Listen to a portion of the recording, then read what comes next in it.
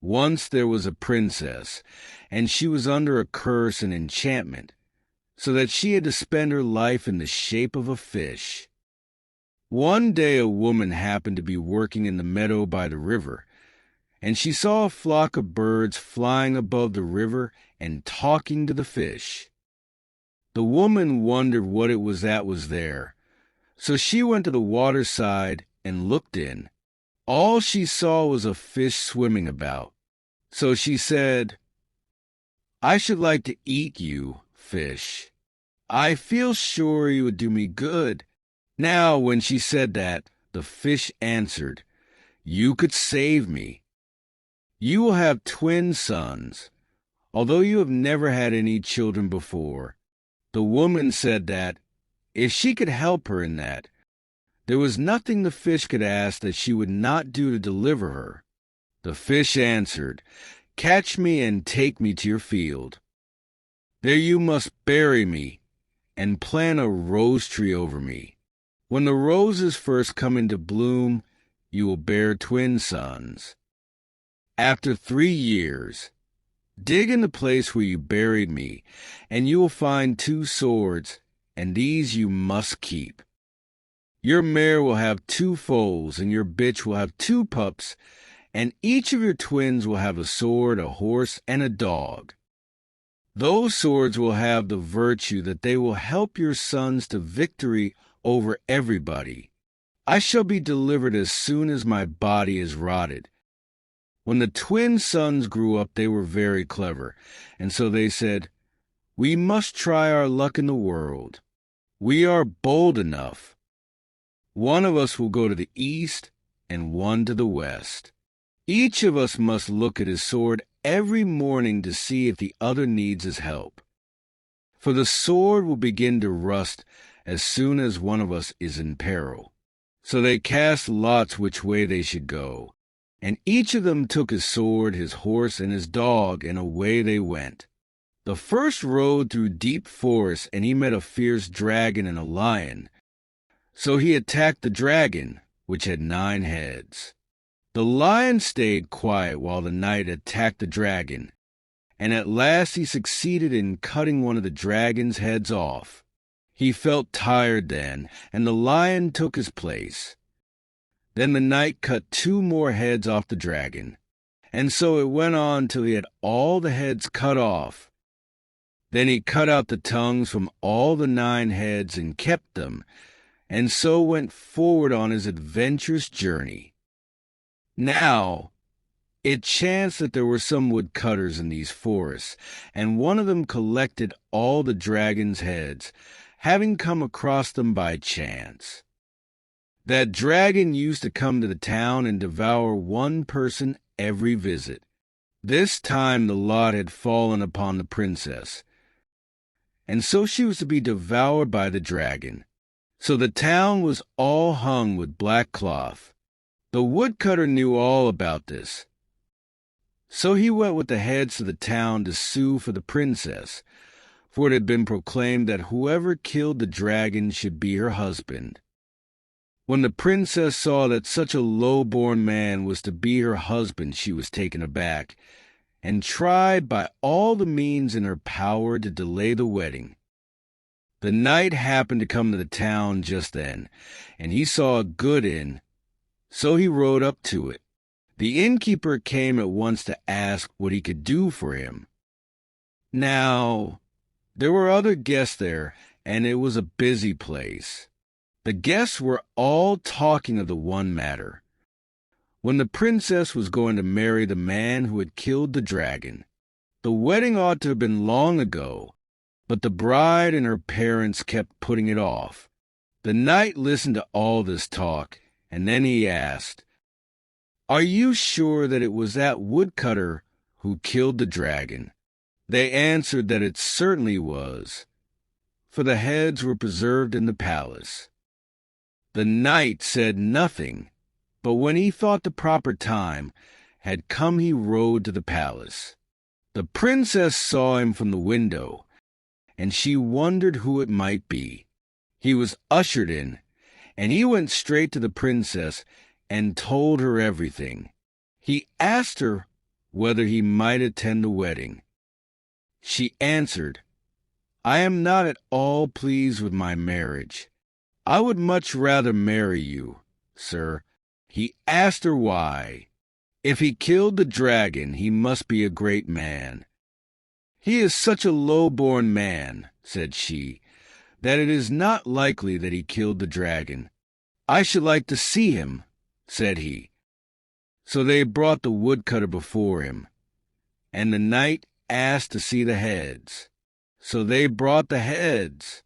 He looked at the heads and said, "There are no tongues in these heads. Where are the tongues?" Then he turned to the woodcutter. "Did you really kill the cruel dragon?" he said. The woodcutter persisted in his story. "And how did you cut the heads off?" "With my hatchet." "Why? You couldn't do it with your hatchet." "You are a liar." The woodcutter was taken aback and did not know what to say.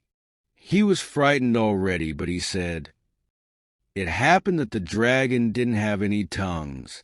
The knight produced the tongues and said, "Here are the tongues, and it was I who killed the cruel dragon."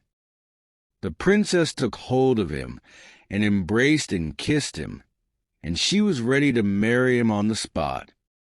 As for the woodcutter, he was kicked out in disgrace, and they put him into jail for some time too. So the princess married the knight, and they lived happily together. One day, looking out of the window, he saw in the distance, among the mountains, a black castle. He asked his wife what castle it was and to whom it belonged. "That is an enchanted castle, and nobody who goes into it ever returns." But he could not rest, and he was eager to explore the castle. So one morning he ordered his horse to be saddled, and, accompanied by his dog, he rode to the castle. When they reached it, they found the gate open. As he went in, he saw men and animals all turned to stone. In the hall, an old hag was sitting by the fire. When she saw him, she pretended to tremble. "Dear lord," said she, "bind your dog. He might bite me." He said, "Do not be afraid. He will do you no harm." He bent down to pat the dog, and at that moment the hag took her wand and struck him with it. He was turned to stone, and his horse and dog too. The princess waited for her lord, but he did not return.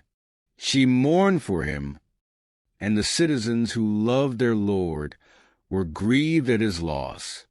Now, the other brother looked at his sword, and the sword began to rust. So he was sure that his brother was in trouble. He felt that he must help him. So he rode off in that direction and came to the town. The town was hung with black flags. As he rode through the streets, the citizens saw him, and they thought he was their lord, for he had a horse and a dog just like their lord's horse and dog. When the princess saw him, she embraced him and said, "Where have you been so long, my dear husband?" He said that he had lost his way in the forest, and that he had fallen among robbers, and, since he had no choice, he had to pretend to be a robber too, and to promise to stay with them and to show them good hiding places.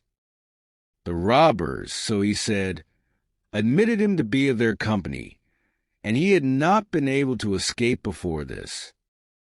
Everybody was delighted, and the lord's brother was careful enough not to say that he was only the brother. But whenever they went to bed, he put his sword between himself and the lady. The princess was troubled at this, and she tried to find different explanations for the conduct of her supposed husband.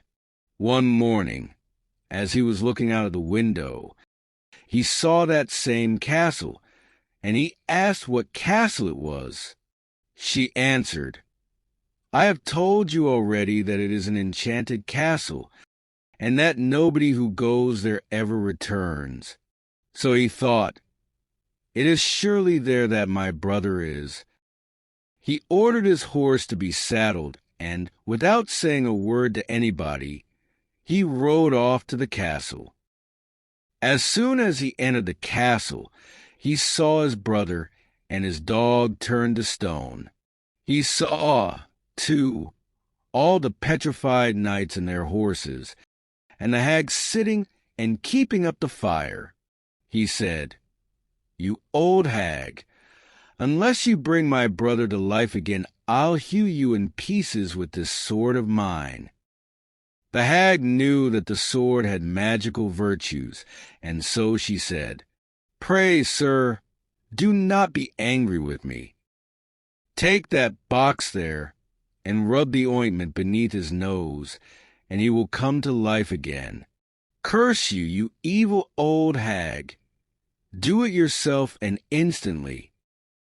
And he went and caught hold of her wand and struck her with it, and at once she was turned into stone. He had not meant to do that, for he did not know that the wand had such power. He took the box and rubbed the ointment beneath his brother's nose, and the brother came to life again. Then he anointed all the others who had been turned to stone, and they all came to life again. As for the hag, he left her there just as she was. Then the brothers rode off to the princess. When she saw them, she did not know which of them was her husband. They were so like one another. So she said, "What am I to do now? Which of you is my lord?" They came before her and bade her choose the right one. But still she hesitated. So her husband went up to her and took her by the hand and said, "I am the right one, and that is my brother." He told her everything, and she was glad that her real husband had come again. So they lived happily together, and as for the other brother, he went to seek his fortune elsewhere.